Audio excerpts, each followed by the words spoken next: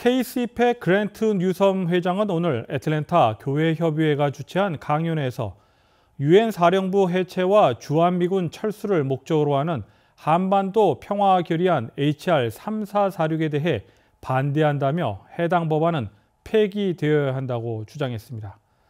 강연회 후에는 참석자들이 해당 결의안 반대 서명을 하기도 했습니다. 한반도 평화 결의안 HR 3446은 브랜드 셔먼 캘리포니아주 민주당 연방 하원의원이 지난 5월 발의한 바 있습니다. 해당 법안은 평화를 달성하고 이산 가족이 상봉할 수 있도록 하며 미국과 북한 사이의 의사소통을 촉진한다는 내용을 주요 골자로 담고 있습니다. KCPEC의 그랜트 뉴섬 회장은 한반도 평화 결의안 HR 3446을 면밀히 살펴보면 인권이나 민생에 대한 내용은 없으며 해당 법안이 의회에서 통과된다면 주한미군 철수로 이어질 것이라고 주장했습니다. 그리고 북한 김정은 정권, 그리고 주사파 세력, 그리고 중국 공산당이 제일 원하는 것이 바로 그 주한미군이 한국을 떠나는 것이죠. And this bill, if it's passed, will lead eventually to American forces leaving South Korea. 그리고 이 법안이 통과되면 결국 미래에 미군이 한반도를 떠나는 결과가 이루어질 것입니다. And the bill, it calls for several things, but the main thing is it tells the U.S. Secretary of State that he has to urgently reach a treaty agreement with North Korea. That is his only objective, is to sign that treaty. 그래서 이 법안의 그 핵심 포인트는 그 미 국무장관이 서둘러서 이제 그 북한과 평화 협정을 맺어야 된다는 그런 부분이 들어가 있죠, 이 법안에. 뉴섬 회장은 베트남의 경우 북베트남이 미군과 평화 협정을 맺은 지 2년 후 월남전이 발생했다고 말하며 대한민국에서 미군이 철수하면 한반도는 제2의 월남 그리고 아프가니스탄과 같은 상황이 발생할 수 있다고 덧붙였습니다. The North Vietnamese were glad to sign the treaty. 그래서 북베트남 정권은 그 평화 협정을 맺으려 아주 그걸 원했죠. The Americans left, and then 2 years later, North Vietnam attacked and conquered South Vietnam. 그래서 미군이 떠난 후 2년 후에 그 북베트남이 이제 남베트남을 점령해서 이제 그 공산화됐죠, 전 국가가 베트남이라는 나라가. And more recently, in Afghanistan, the Americans were just too eager to sign a treaty with the Taliban. 그리고 최근에는 그 2021년 최근에는 그 아프가니스탄에서 미군이 그 탈리반과 그 평화 협정 뭐 그런 그 협정을 맺어서 이제 떠나고 무슨 결과가 난지 저희는 다 알고 있죠. And we saw what happened. 그랜트 뉴섬 회장은 주한미군 철수 후 한국군이 자체 방어를 할 수 있다 해도 전쟁이 발생하면 막대한 피해가 발생할 수밖에 없어 전쟁이 발생하는 것을 막기 위해 HR 3446이 통과되지 않도록 반대하는 것이라고 역설했습니다. Now, so if think about it, if America and North Korea signed this treaty, at that point, there's peace supposedly, and there's no more need for Americans to be there. 그래서 미국과 북한 정권이 평화 협정을 맺으면 더 이상 미군이 한반도에 남을 이유가 없잖아요. And you know that once this treaty is signed, the peace activists, the leftists, the Jusapa, will all start pushing and yelling to have Americans gone because there's no need for Americans in South Korea. 그런 결과가 있으면 이제 모든 뭐 주사파 세력, 그 좌파 세력, 그런 그 평화 운동가들이 막 그런 소리를 내겠죠. 이제 평화 협정이 맺었으니까 미국 군인이 한반도에 남을 필요가 없다, 떠나라라는 그런 그 목소리를 높이겠죠. So that's what we're trying to do. We are trying to stop this bill from being passed. 그래서 저희는 이 법안이 통과되는 걸 막으려고 지금 이 서명운동과 이 캠페인을 시작했고요. 이날 강연회에는 70여 명이 참석했으며 40여 명이 한반도 평화 결의안 HR 3446에 반대하는 서명을 했다고 주최 측 관계자는 밝혔습니다. 미 해병 대령 출신인 그랜트 뉴섬 회장은 워싱턴 DC 소재 안보정책센터 선임 연구원이자 변호사로 활동 중이며 한국 보수 정치 행동회의 KCPEC 회장을 맡고 있습니다. 한편 KCPEC과 원코리아 네트워크는 공동으로 14일 메가마트 앞 주차장에서 6.25를 기억하라는 내용의 플래시몹을 선보이기도 했습니다. KTN 뉴스 스티봉입니다. 애틀랜타 한인회가 지난주 토요일 한인회관에서 2021 김치축제를 마련했습니다. 하지만 대다수 한인 지역 주민들은 이번 축제가 있었다는 사실조차 몰랐던 것으로 드러났습니다. 당초 예고했던 일반 지역 주민들을 위한 김치 만들기 체험 등 관련 행사들도 참가자가 없어 취소되면서 누구를 위한 행사냐는 목소리가 나오고 있습니다. 김상은 기자가 김치축제 현장을 다녀왔습니다.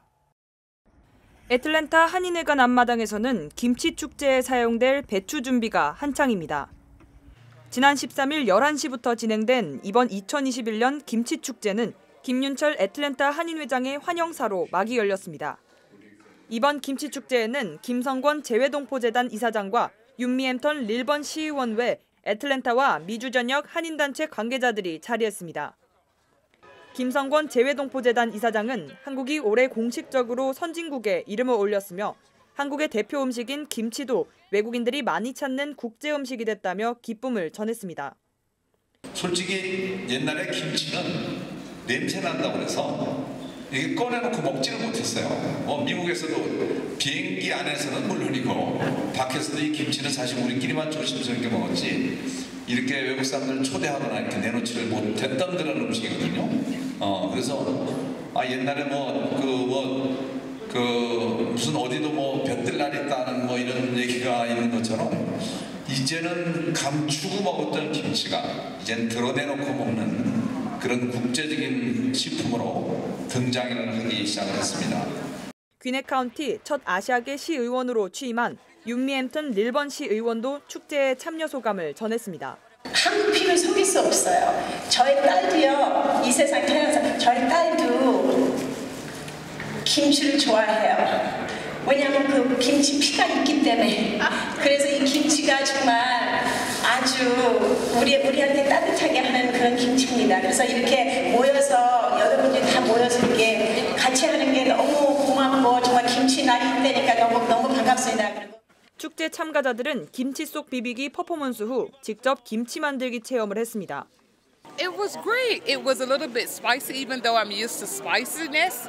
But I can't believe that I learned to make kimchi here today. So it was fun. 한편 지역 주민 참가자는 전혀 없었던 이번 축제를 두고 부정적 평가도 이어지고 있습니다. 당초 예정됐던 김치 만들기와 오징어 게임, 주부가요 열창 등 한인 지역 주민들을 위해 마련됐던 행사는 참여자가 없다는 이유로 전면 취소됐습니다. 한인회관 관계자는 참여 신청자가 없었다고 말했지만 이번 김치축제는 홍보도 미미했습니다. 김윤철 한인회장은 당초 최근 폭발적인 인기를 끌고 있는 넷플릭스 드라마 오징어 게임을 이번 김치축제에서 반드시 성공적으로 진행할 것이라고 확언했습니다. 해본 적이 없기 때문에 고심을 하고 있는데 마침 저희 이제 아틀란타 한인의 김치 축제가 어떻게 했는지 성공을 바라는 의미에서 그분은 자기가 제가 이 이야기를 어저께 들었습니다. 자기가 와서 그 김치 저거를 오징어 게임 이거를 첫날하고 이튿날 자기가 전체적으로 지도해주기로 했습니다. 틀림없이 옵니다. 그러니까 했던 분입니다. 제가 왜 이야기를 오징어 게임을 했던 분이 오신다고요? 그 다른 데서 했던 분, 사회보고 이랬던 분이에요. 하지만 축제 당일 오징어 게임 참여자가 누구며 언제 시작하냐는 기자들의 질문에는 자신은 잘 모른다며 회피하기 바빴습니다. 한인단체 관계자들만 자리한 이번 김치축제는 한국의 자랑 김치를 미국 사회에 알리겠다는 취지와 다르게 누구를 위한 축제인지 알 수 없었다는 평가를 받고 있습니다. KTN 뉴스 김상은입니다. 조 바이든 대통령의 지지율이 41%로 나타나며 또다시 최저치를 기록했습니다. 경제 문제에 대한 실망감이 바이든의 지지율 하락세를 보이고 있다는 분석입니다. 내년 중간 선거를 앞둔 바이든 대통령과 민주당 입장에서는 지지율 반등을 위한 돌파구 마련에 고심을 하는 한편 마땅한 묘수 찾기가 쉽지 않다는 관측도 나오고 있습니다. 워싱턴 포스트와 ABC 방송이 지난 7일부터 10일까지 성인 1000명을 대상으로 여론조사를 실시했습니다. 여론조사 결과 바이든 대통령에 대한 41%가 긍정적인 평가를 한 반면 53%는 부정평가를 내렸습니다. 지난 9월 44% 이후 다시 지지율이 하락한 것입니다. 공화당 지지자의 80%가 바이든을 부정평가했으며 무당층도 45%로 부정적으로 평가됐습니다.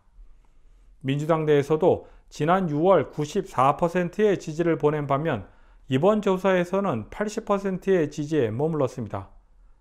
이 같은 결과가 나온 배경에는 경제 분야에서 실망감이 컸다는 분석입니다.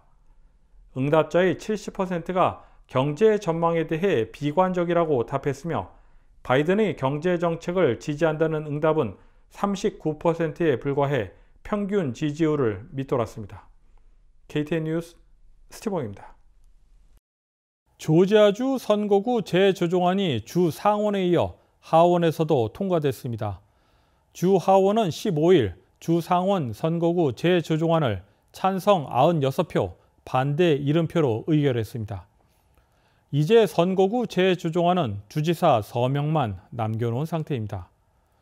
주의회 의원들은 새롭게 조정되는 선거구에 따라 희비가 엇갈릴 것으로 보입니다. 프린스턴 게리 멘토링 프로젝트 평가에 의하면 조지아주 선거구 재조정안이 확정되면 공화당에 더 유리할 것이라는 분석입니다. 사랑의 음식 박수 나눔 행사가 오는 목요일 18일 열립니다. 슈가로포 한인교회는 오는 18일과 12월 16일 코로나19 팬데믹 기간 어려움에 겪고 있는 가정을 위해 사랑의 음식 박수 나눔 행사를 개최한다고 밝혔습니다. 행사 시간은 오전 9시 30분부터 12시까지이며 기타 자세한 사항은 슈가로포 한인교회로 문의하시기 바랍니다. 다음은 코로나19 소식입니다. 오늘의 코로나19 현황을 김상은 기자가 종합했습니다. 11월 15일 오후 2시 50분 기준 미국 내 코로나19 누적 확진 환자는 4,796만 6,625명, 누적 사망자는 78만 3,892명입니다. 지난 주말 동안 신규 확진 환자는 21만 4,642명 늘었고 신규 사망자는 2,263명 증가했습니다. 주변 누적 확진 환자는 캘리포니아, 텍사스, 플로리다, 뉴욕, 일리노이 순으로 많습니다. 주변 누적 사망자는 캘리포니아, 텍사스, 플로리다, 뉴욕, 펜실베니아 순으로 많습니다. 다음은 조지아주 코로나19 현황입니다. 오후 2시 50분 집계에 따르면 조지아주의 누적 확진 환자는 127만 4,491명, 누적 사망자는 25,362명입니다. 신규 확진 환자는 1,698명 증가했고 신규 사망자는 10명 늘었습니다. 다음은 카운티별 집계입니다. 귀넷 카운티 누적 확진 환자 11만 3,102명, 누적 사망자는 1,396명입니다. 지난 금요일 대비 신규 확진 환자는 209명 늘었고 신규 사망자는 없습니다. 풀턴 카운티 누적 확진 환자 11만 2,428명, 누적 사망자는 1,663명입니다. 신규 확진 환자는 199명 늘었고 신규 사망자는 2명 늘었습니다. 이상 오늘의 코로나19 현황이었습니다.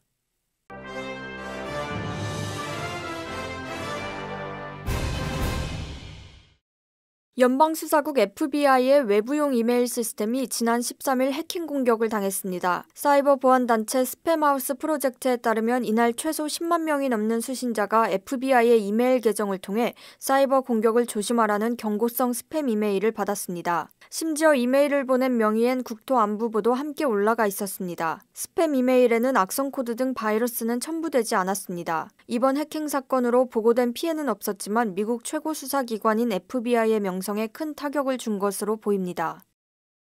인도 정부가 15일부터 외국 관광객 입국을 허용했습니다. 지난해 3월 코로나19 확산 우려로 외국 관광객 입국을 금지한 지 20개월 만입니다. 단 백신 접종을 완료한 경우로 제한했습니다. 또한 이들 관광객은 백신 접종 외에 각종 방역 수칙을 따라야 하며 비행기 탑승 직전 72시간 이내에 실시한 코로나19 검사에서 음성이 나온 경우에만 입국이 가능합니다. 인도 정부가 이 같은 결정을 내린 데는 1년가량 코로나19 사태가 지속되면서 관련 산업이 큰 충격을 받은 가운데 자국 내 코로나19 확산세가 상당히 둔화했기 때문으로 분석됩니다.